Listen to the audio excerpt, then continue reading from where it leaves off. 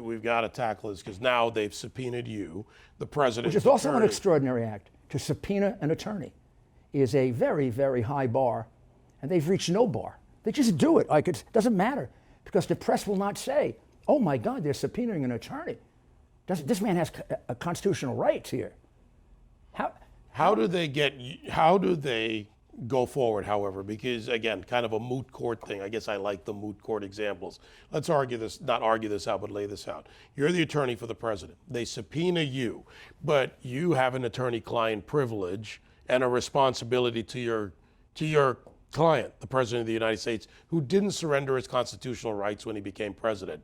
So do you go and appear in Congress or not?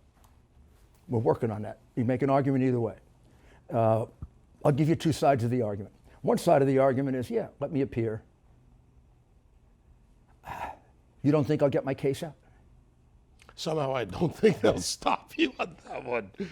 All right, that's one. So you go. This is no harder than. Look, I know you're a pit bull. You'll go in there and take them on. You think this is harder than prosecuting a congressman that I got to confess on the witness stand, or the mafia, the heads of the five families, or the most corrupt people on Wall Street, or two congressmen that I put in jail, or Republicans that I prosecuted, or the FARC that has threatened to cut my throat off? Or you think I'm afraid of them? What I fear is there are lawyers who get afraid, and they shouldn't be allowed to do this to a lawyer because it will cut into the sacred right of counsel in this country. I do have a special position as his counsel. I'll give you an example. I make a mistake on the attorney-client privilege because I want to satisfy them. I get disbarred. And I should be disbarred if I make a mistake on the attorney-client privilege.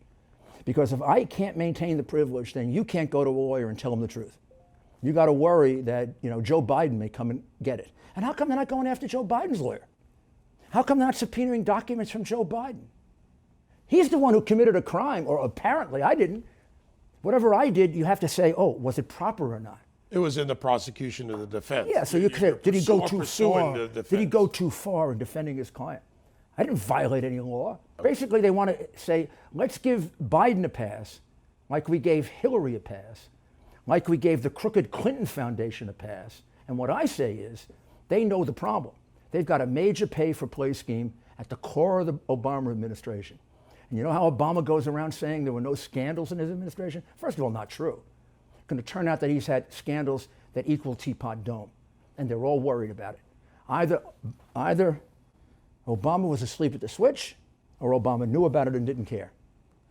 Any president worried about ethics, thinking about ethics, would have called Biden in 2015 and said, Joe, I read that article in the New York Times, and it says your son is working for the most corrupt guy in Ukraine, and I have you in Ukraine to straighten it out, and you're making it worse, Joe. Wouldn't the White House ethics office have a responsibility? Did Obama have one? Well, in theory. Well, did he have one that went to parties at night and shot the breeze with the press that all kissed him and loved him? Yeah. What's scenario number two? The scenario number two is that one where you don't show up in front of Congress on this subpoena. What happens? Well, if I show up, could the president say if I show up, we have a. Could the president exercise privilege and say he's my attorney? I can tell him not to talk to Congress. He can't tell me. Just the opposite. A client has to waive the attorney-client privilege. He doesn't have to tell me anything. So he has to waive it. If my client says nothing, I can say nothing.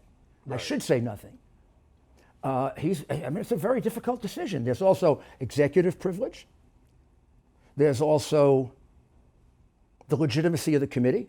The committee purports to be a committee that's one that's looking at impeaching him, except they never got a vote of Congress. So that deprives the Republicans of subpoena powers. See what they did? How unfair it is? We got a big decision to make. Either way, what they're doing is disgraceful. It's not a game. They're hurting America. They're beginning to eat away at our rights in a very, very bad way.